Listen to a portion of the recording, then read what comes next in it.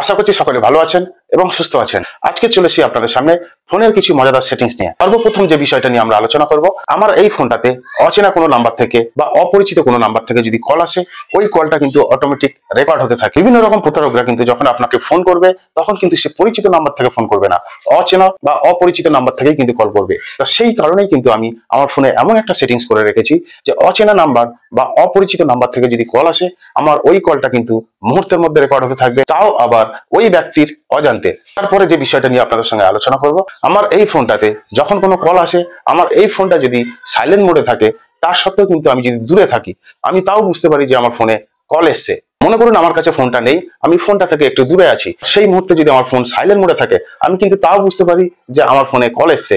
সেই মজাদার সেটিংসটা কিভাবে করবেন সেটাও দেখাবো। তার সঙ্গে সঙ্গে আমরা এটাও দেখাবো, আমার এই ফোনটাতে আমার প্রিয়জন বা আমার বেস্ট ফ্রেন্ডকে যখন কল করতে যাই, আমি জাস্ট একটা সংখ্যা প্রেস করি, আমার ওই প্রিয় বন্ধুর কাছে অটোমেটিক কল চলে যায়। আপনারাও চাইলে কিন্তু এটা করতে পারবেন।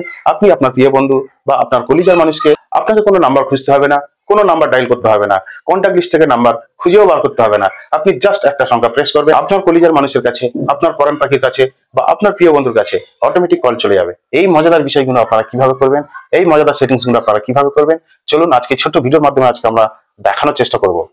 প্রথমে আপনারা ডায়াল প্যাডে চলে আসবেন। এই ডায়াল প্যাডে ক্লিক করবেন, করার পরে উপরে 3 ডট মেনু আছে, ওখানে ক্লিক করবেন, করার পরে কল সেটিংসে চলে আসবেন। কল সেটিংসে আসার পরে এখানে একটা অপশন পাবেন, দেখুন কল রেকর্ডিং, এখানে ক্লিক করবেন। এখানে দেখুন 3 নম্বর যে সেটিংসটা আছে, রেকর্ড কাস্টম কল অটোমেটিকলি, এই অপশনটাকে আপনারা অন করে দেবেন। তাহলে অচেনা নাম্বার বা অপরিচিত নাম্বার কল করলে অটোমেটিক রেকর্ড হবে। মিডিলে দেখুন রেকর্ড অল কল অটোমেটিকলি, ওই মিডিলের অপশনটাকে যদি আপনারা অন করেন, তাহলে আপনার কন্ট্যাক্ট লিস্টে যে নাম্বার করা সেভ করা আছে, ওই ব্যক্তিগুলো যদি ফোন করে আপনার কল রেকর্ড হবে। এরপরে যে বিষয়টা নিয়ে কথা বলবো, এখানে দেখুন আপনারা 3 ডট মেনু পাবেন। আপনি যে কোনো একটি সংখ্যা প্রেস করবেন, আপনার প্রিয়জনের কাছে বা আপনার বেস্ট ফ্রেন্ডের কাছে কল চলে যাবে। ঠিক তারপরে কল সেটিংসে আসবেন, আসার পরে এখানে দেখুন স্পিড ডায়াল, এখানে ক্লিক করবেন। এখানে যে সংখ্যাগুলো দেখতে পাচ্ছেন, আপনি আপনার পছন্দের মতো যে কোনো একটি সংখ্যা ফার্স্ট চুজ করে নেবেন। আমি যেমন দেখুন নাম্বার 8 নিলাম।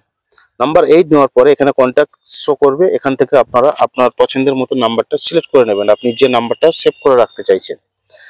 সেভ করে নেওয়ার পরে এখান থেকে আমার কাজ শেষ। এবার আপনি ব্যাকে এসে দেখুন, আমি ওই নাম্বার 8টা একটু লং প্রেস করে চিপে ধরবো। ওই যে নাম্বারটা আমি সেভ করেছিলাম, ওই নাম্বারে কিন্তু অটোমেটিক কল চলে যাচ্ছে, জাস্ট একটু লং প্রেস করে চেপে ধরবো। এরপরে যে বিষয়টা নিয়ে কথা বলবো, আমার ফোন সাইলেন্ট থাকবে, কিন্তু আমি ফোনের কাছে না থাকলেও আমি ঠিক বুঝতে পারবো যে আমার ফোনে কল এসছে।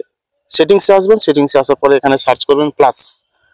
ঠিক তারপরে এখানে যে অপশনটা দেখতে পাচ্ছেন, এই অপশনটাকে আপনারা ক্লিক করবেন। ক্লিক করার পরে দেখুন ইনকামিং কল, এই অপশনটাকে আপনারা এখান থেকে অন করে নেবেন। এই অপশনটা যদি আপনারা অন করে নেন, আপনার ফোন সাইলেন্ট মোডে থাকলে যদি কল আসে, তখন আপনার ফোনের ফ্ল্যাশ লাইটটা কিন্তু জ্বলতে থাকবে, আর ওই আলো জ্বলার মাধ্যমে কিন্তু আপনি খুব সহজেই বুঝতে পারবেন যে আপনার কল এসছে। এই ছিল আজকের গুরুত্বপূর্ণ বিষয়। এইভাবে এই মজাদার সেটিংস ন করে কিন্তু আপনারা মজা নিতে পারেন। আজকে এই পর্যন্তই, আগামী দিন আবার দেখা হবে নতুন কোনো বিষয় নিয়ে, নতুন কোনো তথ্য নিয়ে। সঙ্গে থাকবেন, ধন্যবাদ।